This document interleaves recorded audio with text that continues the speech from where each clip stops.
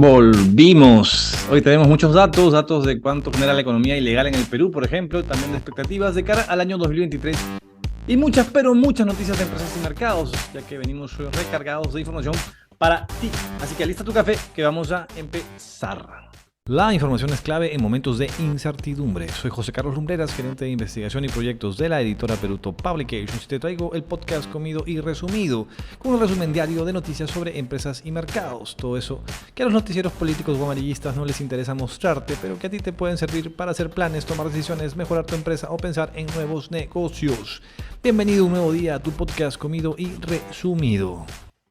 Arrancó el año 2023 y ahora la duda es qué esperar para este año. Y no me refiero al horóscopo chino, igual eso ya viene el 22 de enero, el año del conejo de agua. Pero ese no es el tema de tu querido podcast Comido Resumido. Vamos a algo más tangible, que es hablar de qué podemos esperar de la economía peruana para este 2023. Y esto dicho en medio de un escenario complejo, como sabemos, con elecciones generales para el próximo año y protestas continuas y poderes del Estado con muy baja aprobación. Eso sí, con el cambio de mando presidencial, a nivel empresarial la cosa pinta un poco más estable al menos, y con más opciones que las que teníamos, por ejemplo, en enero de 2022. Y hablo puntualmente, ojo, del tema empresarial, no de lo social, que eso es otro cantar. Ahí la cosa no está tan bien. De momento, las proyecciones de crecimiento del PBI peruano para este año 2023, tomando en cuenta las expectativas de organismos públicos y también de consultoras privadas, van en un rango más o menos de 1.9%, el menos optimista, a 2.9%, el más optimista. 1.9 a 2.9. Recordando que igual cada trimestre se reevalúan estas proyecciones. Entonces, hablamos de un crecimiento del PBI. En el mejor de los casos, podría llegar a 2.9%, pero versus una tasa de inflación que sería de 3 o 4%. Finalmente tendríamos menos poder adquisitivo. Consultoras como Thorne y Asociados, que es una de las más reconocidas, considera que podría darse una lenta recuperación aún también de la confianza de los agentes económicos, o en otras palabras, que tampoco es que el pase de Pedro Castillo a Dina Boluarte vaya a cambiar la confianza de manera inmediata. No funciona así. En eso también juega un papel importante el rol que va a tomar el Congreso, y que no decanten, ojalá, por políticas superpopulistas que solamente generan mucho ruido en el mercado. Aunque de momento, al menos, lamentablemente parece que el populismo seguirá teniendo un peso importante en las decisiones del Congreso.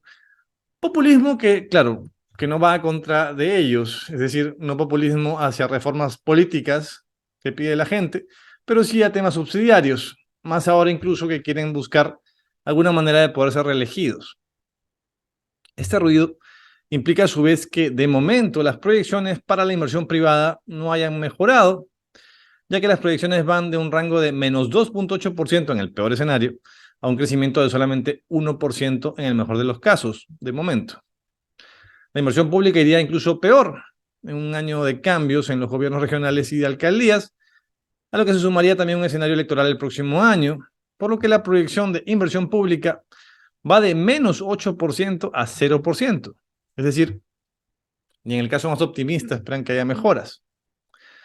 Ojo, recordemos esto, estamos hablando de crecimientos y de caídas, es decir, un crecimiento de 0% implica que se va a invertir lo mismo que este año, no es que no se va a invertir nada. Yo creo que esto no es solamente por motivos internos, el panorama global en realidad se muestra complejo para este 2023. En medio de una batalla contra la inflación por parte de todos los bancos centrales del mundo, que tendrán que buscar políticas contractivas para reducir el crecimiento de los precios, en otras palabras, desacelerar la economía para buscar que los precios no sigan aumentando. Las proyecciones actuales son de un crecimiento global de solamente 2% para este año. 2%. Aunque el principal motor económico de América Latina, es decir, China, crecería, se espera un 4%, que es lento para China, pero finalmente es mayor que el promedio global, y esto es bueno para el Perú por el tema de la demanda de cobre. En resumen, que la cosa no pinta de colores, pero tampoco gris de momento. Y quién sabe, esta vez tengamos la posibilidad de que las proyecciones vayan a mejorar cada trimestre y no caiga como en los últimos años. Pero tocará esperar de momento. Un tema interesante, salieron publicadas algunas cifras sobre la economía ilegal en el Perú. Esto en base al informe publicado el pasado diciembre, llamado Las economías criminales y su impacto en el Perú. Informe que ya viene saliendo por varios años en realidad. Es una publicación elaborada por Capital Humano y Social en cooperación con la Fundación Konrad Adenauer. Y ojo, un spoiler, la principal fuente de la economía ilegal peruana no es el narcotráfico, aunque todos pensarían que sí, pero no. Pero antes de entrar en los montos, vamos con algunas ideas de esto a manera introductoria.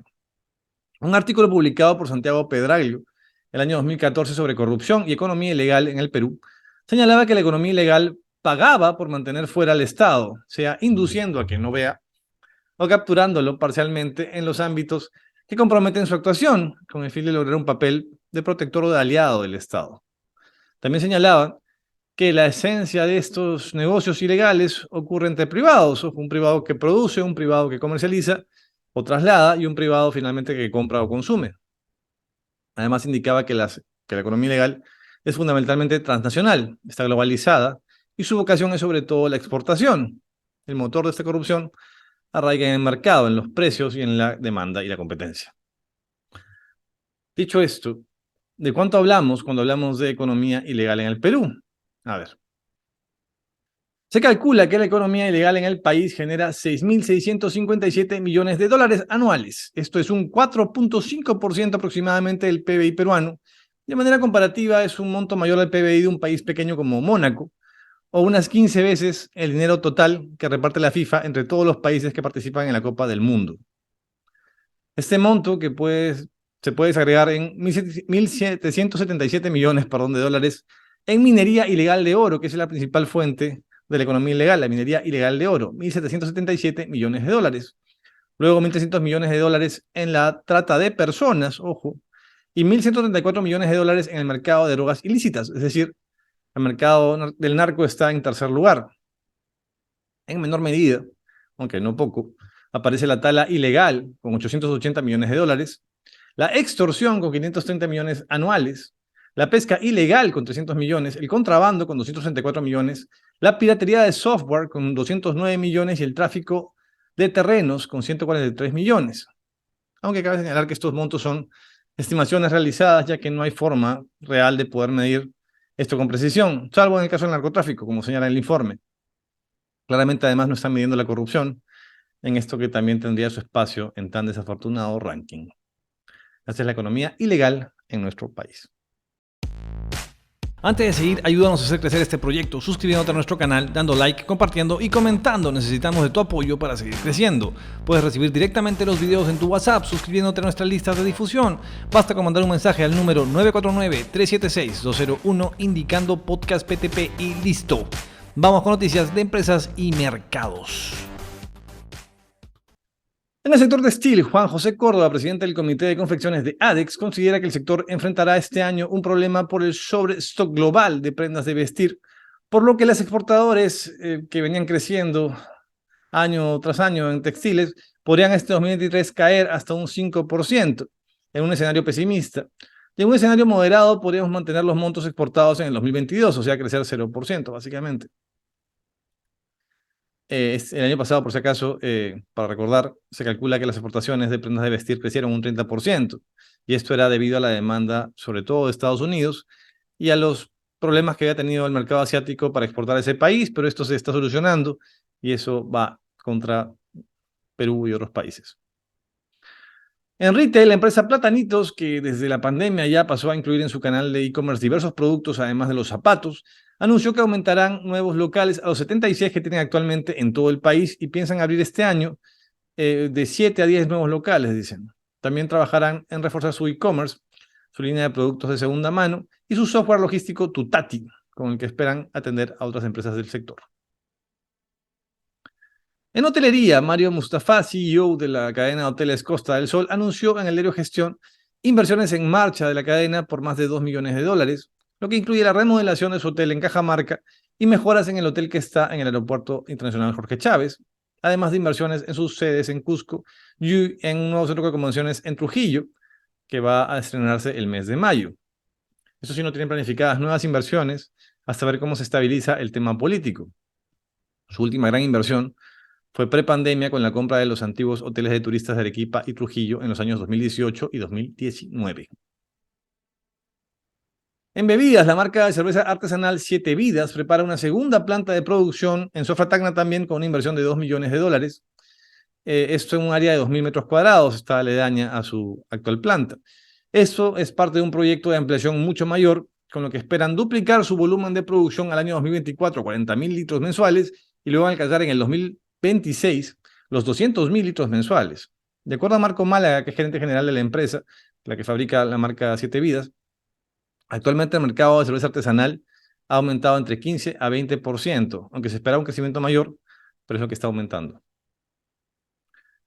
En el mercado de fitness, la cadena de gimnasios Bodytech anunció que vienen estudiando la posibilidad de abrir nuevas sedes en los distritos de La Molina, San Isidro, San Borja y también en provincias en Trujillo y en Chiclayo, lo que dependerá de disponer finalmente espacios adecuados para poder tener sus sedes, es decir, están buscando sedes, en otras palabras. La cadena se viene recuperando de la baja por la pandemia y creció un 20% en el último trimestre del año 2022 respecto al mismo periodo del 2021. Para este año esperan recuperar el nivel de clientes que tenían en el 2019. Y algunos datos interesantes. Actualmente cuentan con 22.000 clientes en sus 10 locales en Lima. Y sobre las preferencias en el pago, su gerente general Álvaro García señala que actualmente un 70% de sus clientes opta por realizar suscripciones anuales. De manera comparativa, antes de la pandemia, este tipo de membresías era del 90%, ahora está en 70%. El resto busca membresías con pago mensual. El nivel de afluencia sí ha aumentado y señalan que casi la totalidad de los inscritos asisten al gimnasio al menos 2 veces por semana, cuando antes se inscribían al gimnasio y finalmente muchas veces iban algunas semanas y después desaparecían. Eso ya no pasa. En educación, el Instituto Toulouse-Lautrec proyecta elevar entre 12 a 14% la cantidad de alumnos inscritos, pasando de 11.000 a 12.000 alumnos para este año. Las carreras que han mostrado mayor crecimiento en su demanda son las de animación digital, cinematografía y dirección y diseño gráfico. Este año van a sumar a su oferta la carrera de diseño estratégico para negocios. También tienen planes de crecimiento para sus programas de educación continua, que son básicamente digitales, y con los que ya cuentan con un plan de expansión en México. Bien por la Toulouse-Lautrec. En telecomunicaciones, el Ministerio de Transporte y Comunicaciones pospone una vez más el llamado apagón tecnológico. ¿Qué es el apagón tecnológico? Se trata básicamente de un proceso de cese de las emisiones analógicas, las que solíamos usar en la televisión. Bueno, se suspende, se cesaría estas emisiones analógicas de los operadores de televisión para pasar a transmitir únicamente señales digitales de mayor calidad. Dejar de lado las antiguas señales para pasar solamente a cable y HD, en fin. La cosa es que ya hace 12 años se dio la luz verde para este apagón digital, que ya se había anunciado, ya se ha dado en varios países y que se había anunciado para el 2020 en Lima y Callao, pero hasta ahora nada de nada. Ahora el ministerio dice que el apagón se dará el año 2024, es más, a fines del 2024, no en el 2024 a inicio, sino a fines, y en el resto de regiones del país ya sabe Dios cuándo. Según José Aguilar, que es un exdirector general de Políticas y Regulación de Comunicaciones del ministerio, el motivo de estos retrasos es el pedido de las empresas radiodifusoras, ya que aún no manejan el tema de la televisión digital terrestre. O sea, están esperando que se alargue y se alargue hasta quién sabe cuándo. Y ya que hablamos de postergaciones, Proinversión postergará 4 proyectos de su casi estática cartera ya de proyectos priorizados. Hace años cambia menos que la aprobación del Congreso. O sea que se mueve a paso de tortuga, pero de tortuga coja. De 6 proyectos que esperaban adjudicar el año pasado, solamente adjudicaron 2. 6 nomás esperaban el año pasado y solamente 2, imagínense. Por lo que el resto, esos 4 que no se hicieron, pasan nuevamente para este año. Se trata del proyecto de mejoramiento del sistema de alcantarillado y tratamiento de aguas servidas para Puerto Maldonado y de 3 proyectos de transmisión eléctrica. Ahora, la pregunta es, ¿lograrán adjudicarse este año? Quién sabe, ¿no? Otro proyecto que supuestamente se daría finalmente luego de más de 8 años de haber sido encargado por Proinversión es el proyecto de obras de cabecera y conducción para el abastecimiento de agua potable de Lima. Esto es de Sedapal, ya que Sedapal ha decidido reactivar el proyecto que estaba en revisión. La idea ahora es que este proyecto se dé en 2 partes, ya no en una, y que en conjunto implicará una inversión de $590 millones, aunque antes el monto de inversión se calculaba en 480 millones, ha subido. Esperan que la primera fase de este proyecto se ejecute el año 2024 y la segunda recién en el 2030. Respecto a las cotizaciones, para empezar la semana, el dólar empieza la semana en 3.794 soles, el euro en 4.35 milésimas de sol. El Bitcoin cotizaba a $17.107 al cierre de esta edición. En el mercado bursátil, la semana pasada cerró la Bolsa de Lima con el índice general en una crecida de 1.69% y en el índice selectivo una crecida de 1.79%. En el mercado de commodities el cobre empieza la semana en $3.802 por libra, el oro en $1.869.1 por onza, la plata en $23.96 por onza y el petróleo está en $78.84 por barril. Estas fueron las noticias destacadas para ti el día de hoy. Recuerda que este podcast es libre de derechos, puedes compartirlo por donde te dé la gana, por otros podcasts, por radio, por tele, por cine, por teatro, por coliseo, por donde quieras. Ayúdanos difundiendo esto para dar información de valor a más personas en este 2023. Que tengas un gran año, un gran año. Aquí estaremos para ti ayudándote con la mejor información para tus tomas de decisiones. Sigamos creciendo juntos. Nos vemos pronto.